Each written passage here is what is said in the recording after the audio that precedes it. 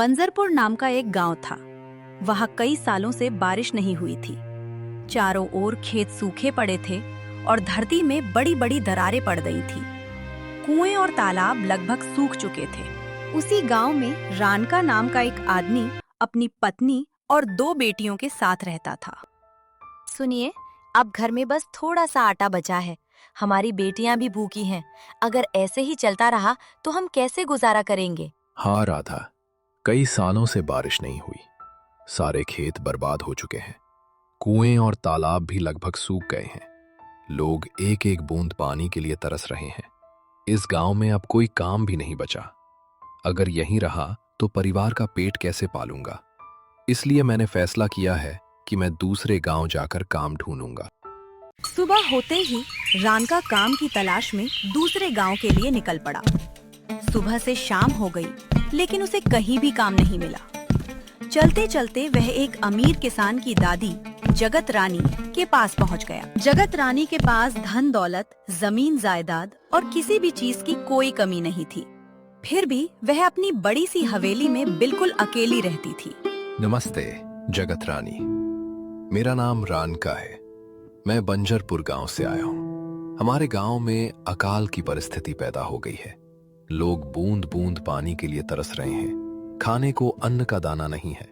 मैंने सुना है कि आप गरीबों की बहुत मदद करती हैं। अगर मुझे आपके पास कोई काम मिल जाए तो बहुत मेहरबानी होगी। हाय राम, लगता है तुम्हारी हालत बहुत खराब हो गई है। मेरे पास एक काम तो है, पर तुम कर नहीं पाओगे। नहीं जगत रानी जी, आप चिंता मत कीजिए। आप मुझे कोई भी काम दे सकती हैं। मैं उसे पूरी मेहनत और ईमानदारी से करूंगा। ठीक है रानका, तो कान खोल कर सुन लो। मेरे पास 30 गायें और 30 भैंसें हैं। रोज उन्हें चारा पानी देना होगा और उनका गोबर भी निकालना होगा। महीने के आखिर में तुम्हें 400 रुपए मिलेंगे और 3 वक्त का खाना भी मुफ्त दिया जाएगा। तो क्या तुम्हें यह काम मंजूर है रानका? अरे बाप रे, 30 गायों और 30 भैंसों को संभालना इतना आसान काम नहीं है। पर जगत रानी 3 वक्त का खाना भी दे रही हैं। अब मुझे कहीं और काम भी नहीं मिलेगा। ठीक है जगत रानी, पर आपसे एक विनती है। बोलो रानका, क्या बात है? मैं इस गांव में नया हूँ और मेरे पास रहने के लिए कोई ठिकाना नहीं है। अगर आपको उचित लगे तो क्या मुझे रहने के लिए थोड़ी सी जगह मिल सकती है?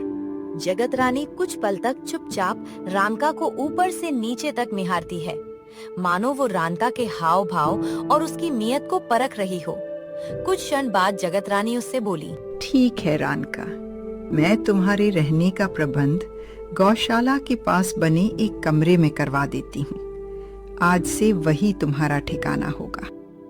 आपका बहुत बहुत धन्यवाद जगत रानी जी। तब से रानका गौशाला में रहकर पूरी ईमानदारी और लगन से अपना काम करने लगा।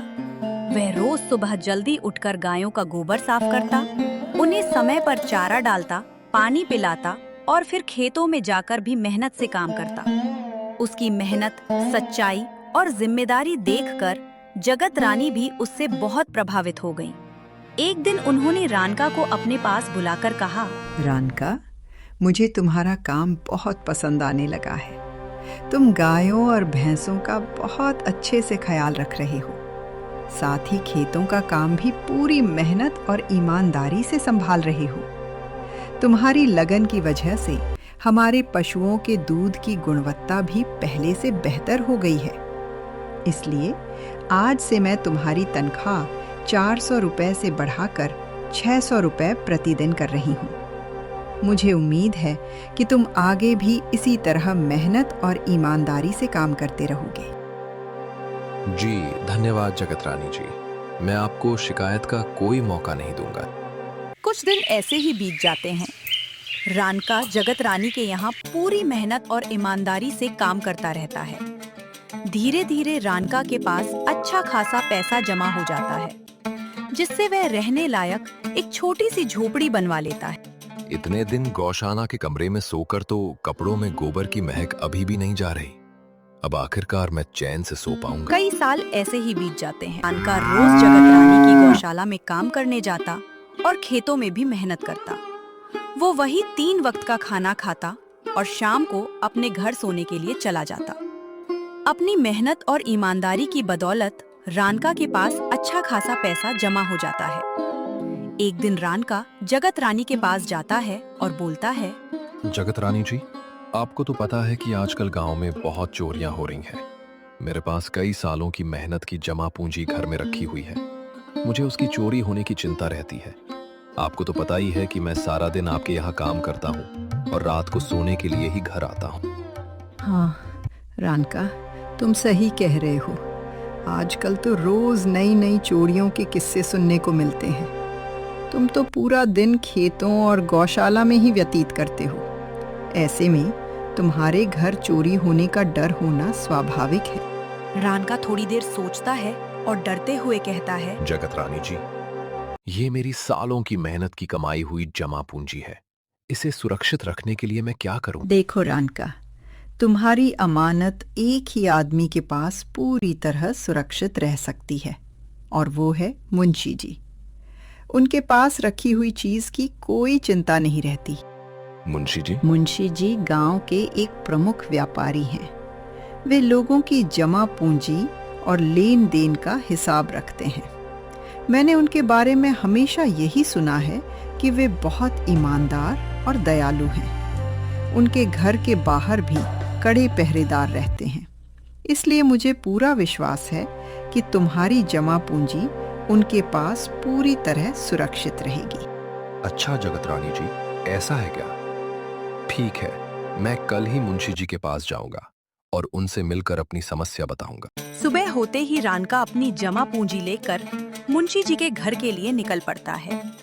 रुको, कहाँ अंदर घुसे चले जा रहे हो? जी, मुझे मुंशी जी से मिलना है। उनसे मेरा एक बहुत जरूरी काम है। पहले ये बताओ, तुम्हें क्या काम है? जी, मुझे पैसों के सिलसिले में मुंशी जी से बात करनी है। इसी काम से मैं उनके पास आया हूँ। ठीक है, तुम अंदर जा सकते हो। नमस्ते मुंशी जी, मेरा नाम रानका है। मैं जगत रानी जी की गौशाला में काम करता हूँ। कुछ साल पहले ही मैं इस गांव में आया था। हाँ रानका, बताओ आज किस सिलसिले में मेरे पास आए हो? मुंशी जी, मैं कई बरसों से जगत रानी जी के यहाँ काम कर रहा हूँ। मेहनत की कमाई से जो थोड़े बहुत पैसे जोड़े हैं, उन्हें घर में रखना अब सुरक्षित नहीं लग रहा। गांव में लगातार चोरियां हो रही हैं, इसलिए मन में डर बैठ गया है। इसी बात को लेकर मैं आपके पास आया हूँ। तो आखिर कितनी जमा पूंजी इकट्ठी कर ली है तुमने? जी मुंशी जी, यही कोई 8,000 रुपए होंगे। आज तो बड़ी मोटी मुर्गी खुद चलकर जाल में आ गई है। मैंने आपकी ईमानदारी के किस्से पूरे गांव-गांव में सुने हैं, इसलिए मैं अपनी मेहनत की जमा की हुई रकम कुछ समय के लिए आपके पास सुरक्षित रखने आया हूँ। हाँ रानका, तुमने बिल्कुल सही जगह भरोसा किया है। तुम्हारी मेहनत की कमाई मेरे पास पूरी तरह सुरक्षित रहेगी। तुम निश्चिंत होकर अपना काम करो, मैं सब देख लूंगा। रानका अपने पैसों की थैली मुंशी जी को सौंप देता है और कहता है, मुंशी जी, पैसों को गिन लीजिए, पूरे 8,000 रुपए हैं। नहीं नहीं रानका, तुम तो जगत रानी के आदमी हो और कई सालों से उनके यहाँ ईमानदारी से काम कर रहे हो। मुझे इन्हें गिनने की कोई जरूरत नहीं है। मुझे तुम पर पूरा भरोसा है। जी धन्यवाद मुंशी जी। अब मुझे किसी भी बात का डर नहीं है। मुझे पूरा विश्वास है कि मेरे पैसे एक ईमानदार आदमी के पास सुरक्षित हैं। अरे रानका, इसमें धन्यवाद की कोई बात नहीं। धन्यवाद तो मुझे कहना चाहिए कि तुमने अपने पैसे रखने के लिए मुझ पर भरोसा किया। 2 साल बीत जाने के बाद रानका अपने मेहनत से कमाए हुए पैसे वापस लेने के लिए मुंशी के पास जाता है। नमस्ते मुंशी जी। करीब 2 साल पहले मैंने अपनी मेहनत की कमाई आपके पास सुरक्षित रखवाई थी। अब मैं अपने वही पैसे वापस लेने आया हूँ। माफ कीजिए, मैंने आपको पहचाना नहीं। आप कौन हैं? अरे मुंशी जी, आप कैसी बातें कर रहे हैं? करीब 2 साल पहले मैं ही आपके पास अपनी मेहनत की कमाई सुरक्षित रखवाने आया था। रानका की बात सुनते ही मुंशी लाल का चेहरा गुस्से से तमतमा उठाता है। वह क्रोध में जोर से चिल्लाया, कैसे पैसे? कौन से पैसे? मैं तुम्हें जानता तक नहीं। तुम मेरे पास कब आए थे? अब चुपचाप यहां से चले जाओ। अरे मुंशी जी, ये आप कैसी बातें कर रहे हैं? आपकी ईमानदारी के चर्चे पूरे गांव में थे। उसी भरोसे पर मैंने अपनी मेहनत की कमाई आपके पास सुरक्षित रखवाई थी। अब कृपया मेरे पैसे मुझे वापस दे दीजिए। हिम्मत कैसे हुई मेरी ईमानदारी पर शक करने की? अरे नौकरो, इसे पकड़ो, बाहर घसीट कर ले जाओ और ऐसी पिटाई करो कि ये जिंदगी भर मेरी चौखट पर आने की हिम्मत ना करे। मुंशी लाल के आदमी रानका को घर से बाहर फेंक देते हैं और उसे लात घूंसों व डंडों से बुरी तरह पीटते हैं। रानका दर्द से तड़पता रहता है। रानका बहुत दर्द में था। चोटों की वजह से वो अगले दिन जगत रानी की गौशाला में काम पर नहीं जा सका। उसकी गैर हाजिरी देखकर अगले दिन जगत रानी खुद रानका के घर पहुंचती है। रानका की हालत देखकर वो घबराकर पूछती है, क्या हुआ रानका? तुम गौशाला में काम पर क्यों नहीं आए? सब ठीक तो है ना? जगत रानी जी, आप यहाँ क्यों आई? मुझे संदेश भिजवा देती, मैं खुद ही आपके पास आ जाता। कोई बात नहीं, मैं तो बस ये देखने आई थी कि तुम काम पर क्यों नहीं आए। तुम्हारी सेहत कुछ ठीक नहीं लग रही, क्या हुआ है? क्या बताऊं जगत रानी जी, आपने जिस मुंशी के पास मुझे अपने पैसे रखने के लिए कहा था, वो एक नंबर का ठग निकला। वो लोगों के पैसे हड़प लेता है। जब मैं उससे अपनी मेहनत की कमाई वापस मांगने गया तो उसने पैसे देने से साफ इनकार कर दिया। इतना ही नहीं, उसने अपने नौकरों से मुझे डंडों से बुरी तरह पिटवा। हाय राम, ये तो बहुत दुख की बात है। मैंने तो मुंशी के बारे में पूरे गांव में हमेशा अच्छी बातें ही सुनी थी। मुझे जरा भी अंदाजा नहीं था कि वह इतना बड़ा ठग निकलेगा। अब समझ में आया कि उसकी संपत्ति हर साल इतनी तेजी से कैसे बढ़ रही थी। मुझे माफ कर दो रानका। नहीं जगत रानी जी, आपने तो मेरा भला ही सोचा था। मुझे क्या पता था कि वो ठग निकलेगा। अब तो लगता है मुझे अपने पैसे कभी वापस नहीं मिलेंगे। रानका, मेरे पास एक तरीका है, उसी से हम उस ठग आदमी से तुम्हारे पैसे वापस ले लेंगे। जगत रानी रानका के पास आती है और उसे अपनी पूरी तरकीब विस्तार से समझाती है। ठीक है जगत रानी जी, भगवान करे हमारी ये तरकीब कामयाब हो जाए। एक दिन जगत रानी अपने जीवन भर की मेहनत की कमाई एक बैग में भरकर मुंशी के घर की ओर निकल पड़ती है। अरे जगत रानी जी, आपको यहाँ देखकर मैं सचमुच धन्य हो गया। आपने इस गरीब के घर आने का कष्ट किया, ये मेरे लिए बहुत बड़े सम्मान की बात है। कृपया बताइए, मैं आपकी क्या सेवा कर सकता हूँ? आखिर किस काम से आप स्वयं मेरे घर पधारी हैं? अरे मुंशी जी, ये आप क्या कह रहे हैं? आपकी ईमानदारी और नेकदिली के चर्चे तो पूरे गांव में हैं। आप तो मुझे ही लज्जित कर रहे हैं।